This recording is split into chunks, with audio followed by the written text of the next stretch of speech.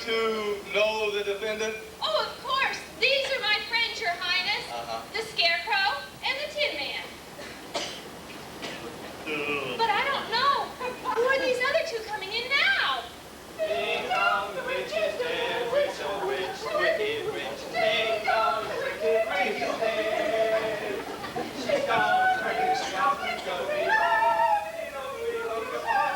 and open up and sing. Ding dong, the witch is dead. Dorothy, you know it's just so hard to remember anything when you haven't got a brain. I'd like you to meet my two Munchkin friends. This is Pogo, and this is Norman.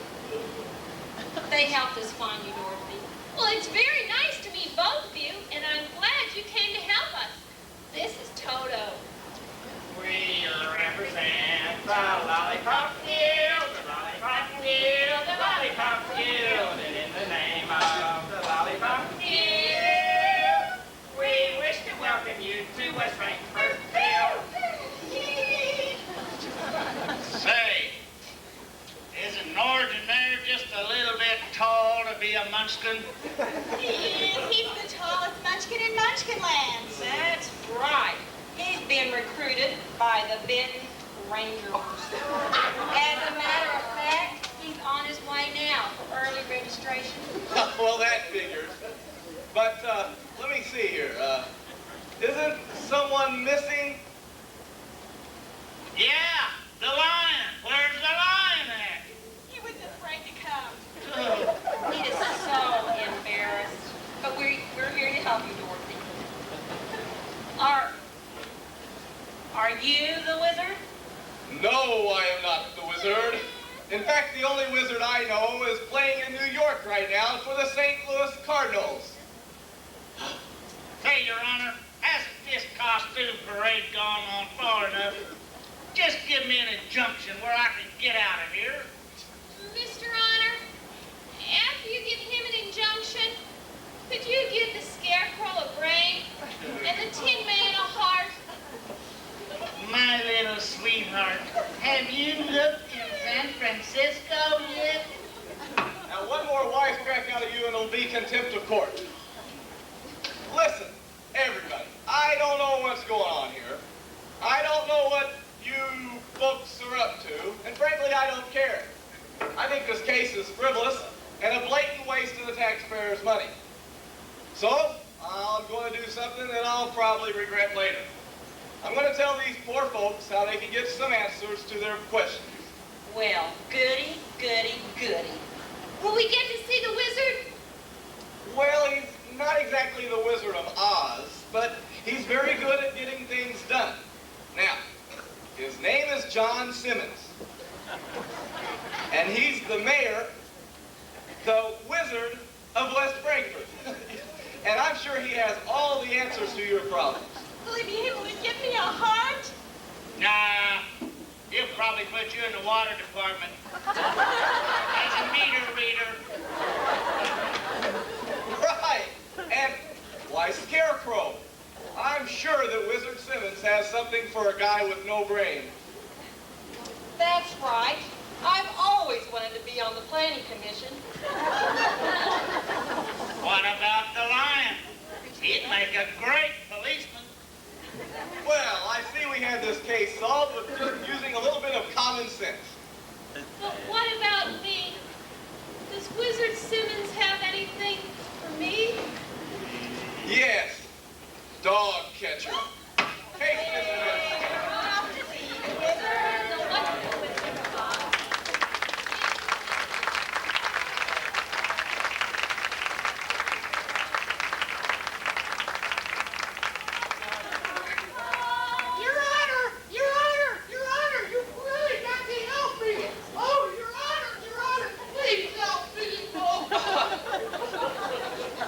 What seems to be the problem, sir? Well,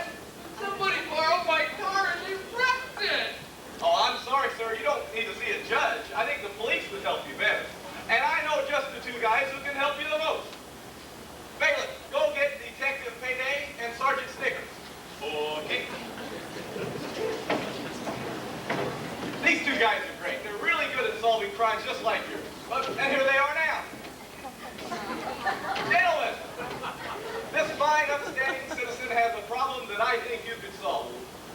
We're always eager to help a citizen in distress. Fine, fine. In the meantime, I gotta go to the little judge's chamber. Hey, Dave, Snickers? Who in the heck's our Captain Willy Wonka? Just calm down and give us the facts, sir. Well, I left my car to a friend, or at least I thought he was a friend. And then he calls me up from someplace and tells me that he wrecked it. And then I never hear from him again. What kind of a car was it? Well, it was a Riviera. Real nice. It had tilt steering and an AM/FM radio. And oh, it had these little fuzzy dice hanging from the mirror. Oh, they were pretty. What color? Well, they were green. Yeah, they were green fuzzy dice. Not the dice. The car. Oh, the car. It was red. Ruby red. Real pretty. And your friend, the one who was driving, what was his name? Rocky Rice. Why did Mr. Rice borrow the vehicle? Well, his car was in the shop, and he wanted to go to a wrestling regional with Warren Wilkinson. Where was this wrestling regional? Well, it was in Royalton. It was the Royalton Wrestling Regional. So the accident happened on the way to Royalton. Oh, no. They were already in Royalton when Rocky wrecked my Riviera. Sir, tell us exactly what happened. Well, it's like I said. Rocky and Wilkie were going to the Royalton Wrestling Regional, and oh, it was supposed to start at 7. So you know Rocky, they had to stop at the Moose for a beer, and they were running a little bit late. So Rocky told Wilkie that he knew a shortcut to the gym, only it wasn't. Wasn't what, sir? Well, it wasn't a shortcut. They took a long way on a one-way. I didn't know Royalton had any one-way streets. Neither did Rocky. But George Cully had some leftover signage, and hey, he made him a good deal. So, let me see. Rocky and Wilkie went the wrong way on a Royalton one-way while racing to the Royalton Wrestling Regional. What direction was that? It was west. That figures. Right, and that's when Rocky rammed my Riviera right into the rear end of a real big truck. Pow! Right into it. Sir, the driver of the other vehicle, what was his name? Well, it was Randy Risley. He was in Royalton for a Weight Watchers rally. It's really starting to add up, Joe. It would help if you had a description of the Risley vehicle. Oh, that's easy. He drives a rusty white Ranchero with wire wheel covers. Those kind always do. Did he cause much damage to your vehicle? Well, he sure did. He warped my right rear window, and he ruptured my radiator, and he really ruined my radio. That is really rotten. Well, let me see if we've got all the facts. You say that while racing to the Royalton Wrestling Regional with Warren Wilkinson, Rocky Rice wrecked your ruby red Riviera when he went west the wrong way on a Royalton one-way and ran into Weight Watcher Randy Risley's rusty white Ranchero with wire wheel covers, which warped the right rear window, ruptured the radiator, and ruined the radio.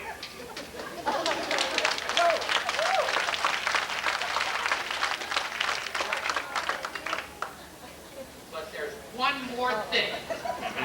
What's that? If I ever see that Rocky Rice again, he's really gonna regret it.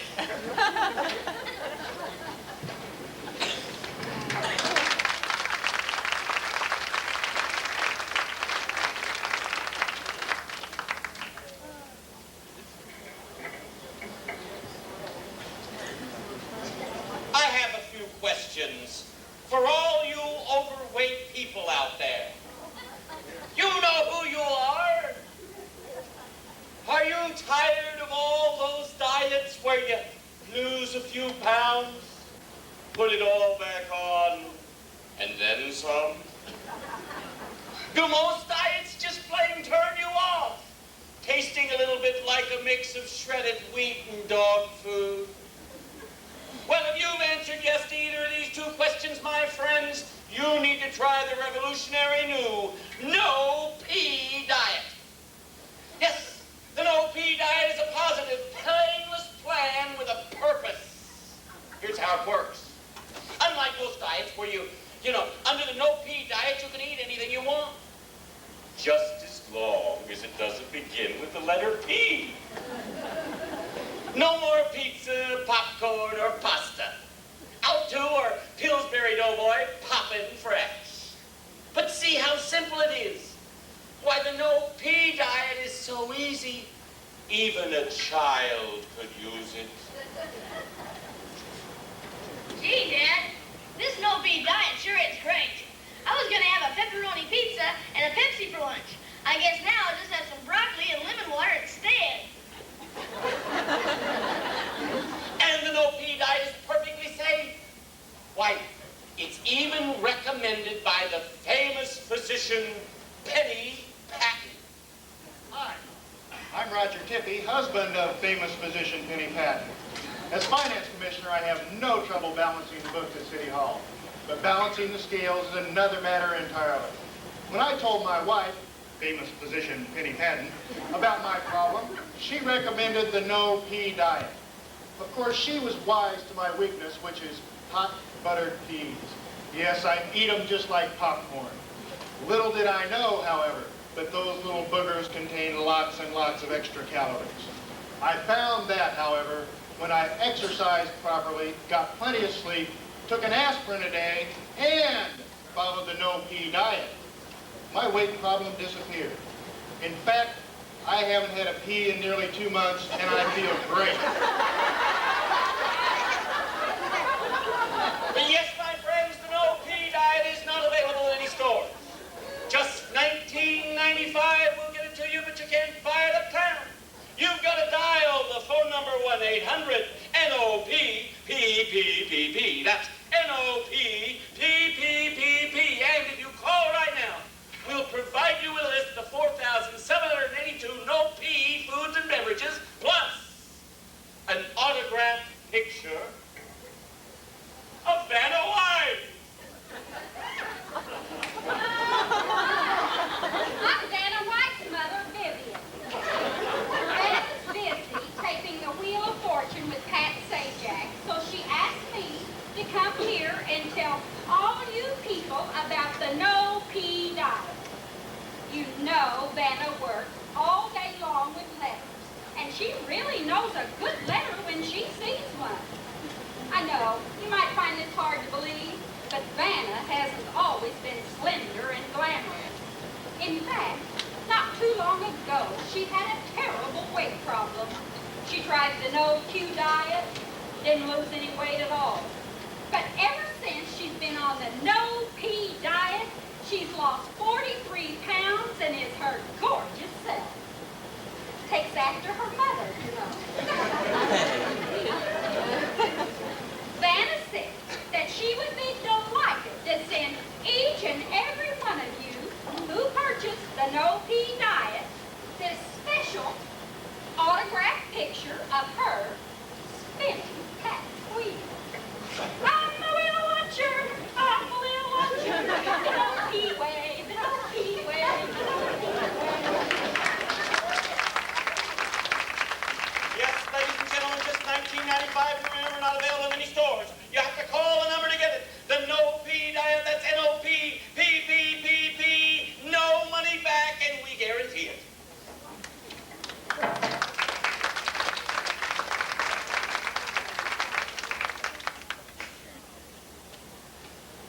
Let's return now to Judge Hupner's court.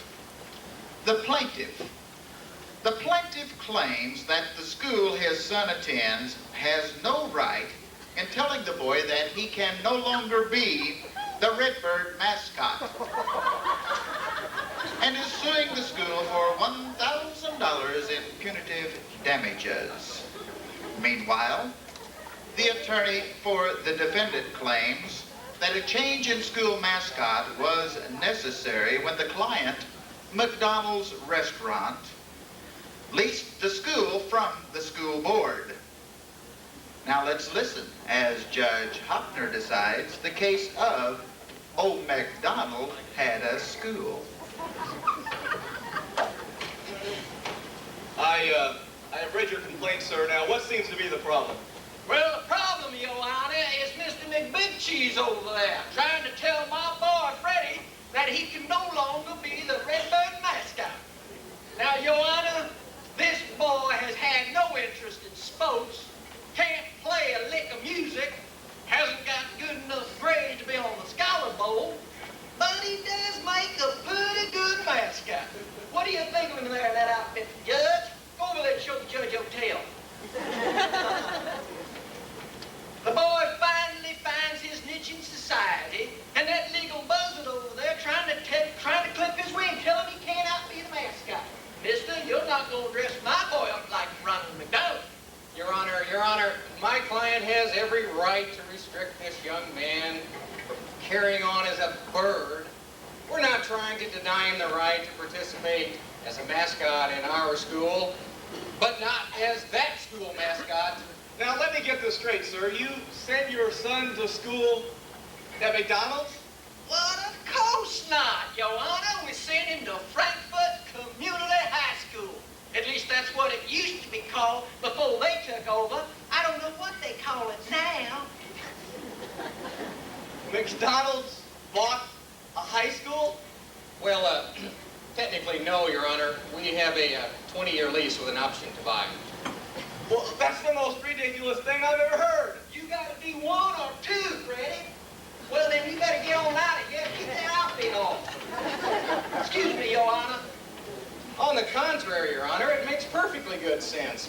You see, the FCHS school board, like most other school boards in the state, we're facing, well, somewhat of a financial dilemma. They were either going to have to raise taxes or cut out teachers. Fortunately, though, one of the members of the school board, whose name I have promised not to divulge, and who knows a great deal about the McDonald's Corporation, came up with the brilliant and ingenious solution of leasing the school to McDonald's. But why on earth would McDonald's want a 60-year-old high school? Very simply, Your Honor, tax write-off. Well, sir, as near as I can tell, this agreement is binding between McDonald's and the school board. Your Honor, they've come in here and made all these changes. I feel certain that all school board members would never have signed that agreement had they known about these changes. Counselor, what changes? Well, Your Honor, you see, in return for our considerable financial help, the school board has offered to grant us, well, certain considerations, which we feel will upgrade the image and the curriculum of the school. They put golden arches on the roof. Your Honor, it gives the building a happy look. It's one that students associate with something enjoyable. Well, Judge, it wouldn't have been half bad if they just left off the sign. Over 1 million students educated. Well, I kind of like that. Well, I don't. And I don't like the idea of them going and changing our school colors to red and yellow either. Or for that matter, firing our principal, who I might add is one of the finest gentlemen that ever laid his pinkies on a basketball. Your Honor, these were necessary changes. You see, first of all, red and yellow are Ronald McDonald's colors. And, well, as for Mr. Lee, well, you see, he just didn't have the right principal name to fit into our new image. After all, Mr. Lee sounds like either a reject from the Civil War or a chef in a Chinese restaurant. No, but we were fortunate enough, though, to find someone living right here in West Frankfort who had the perfect principal name to fit into our new image. That man, Mr. Lowell McDonald. Well, we switched. I can't believe they talked him out of retirement to come back and be principal. Well, it sounds logical to me. Well, I guess it's logical enough, Your Honor, but the question is, and I add, the most important question is, can he coach basketball? Can he coach basketball? What difference would that make? No, sir, I don't believe that's an issue here right now. Before I make my decision, do you have anything further you'd like to add? Well, yes, I do, Judge. I have something for you to look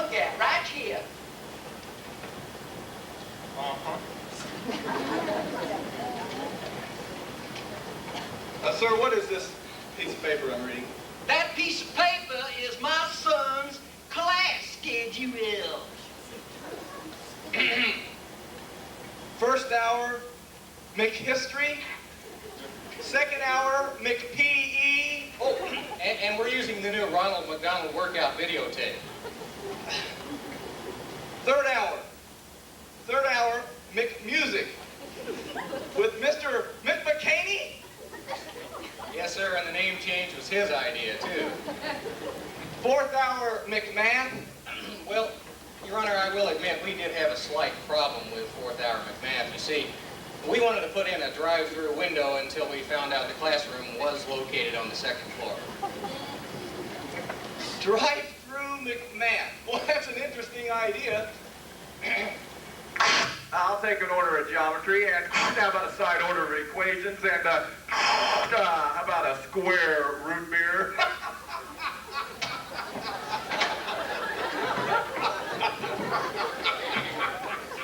I'm sure glad you're enjoying yourself. In the meantime, my son's got to dress up like Ronald McDonald at all the basketball games. Your Honor, I'm sorry, but the FCHS Redbirds has somewhat of a, well, a wimpy connotation. We need something stronger, more powerful, like the FCHS Big Macs. Well, Mr. Smarty Pants, if strong and powerful is your idea of this whole thing, then let me tell you a little something about what all the other folks out in the community are saying, the other towns. How come your boys are called the MFCH Big Macs? Do they have sesame seed buns? And besides that, they went and changed the alma mater. Old MacDonald had a team. Doesn't exactly fill my heart with fear. Your Honor, I object. Obviously, the plaintiff has no idea about the legal ramifications of corporate leasing or the clear-cut distinction between in loco parentis and industrial jurisprudence. Oh, yeah? Well, the only thing clear-cut around here is the hole in your McBrain. Oh, yeah? Well, your kid makes a stupid-looking mascot. Yeah, and right after these here proceedings, we're going to Hardee's to eat lunch. Oh,